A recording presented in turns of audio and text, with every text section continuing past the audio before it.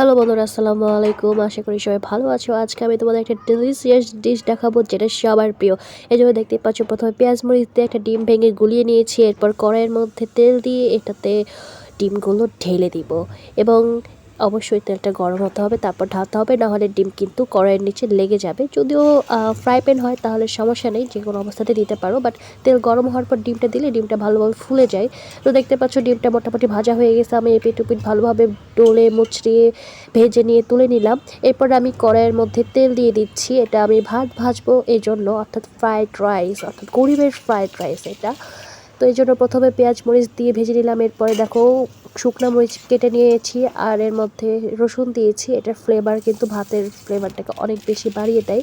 এরপর দেখতে পাচ্ছ যে ভাত, মরিচ, লবণ সব কিছু একসাথে আমি ভালোভাবে মিশিয়ে নিচ্ছি।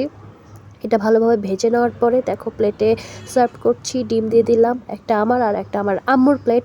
সো বন্ধুরা, এই ছিল আমার ভিডিও। যদি তোমাদের ভালো লাগে একটা লাইক কমেন্ট করে দিবা, যদিও এটা আমার একটা আজারা টাইপের ভিডিও।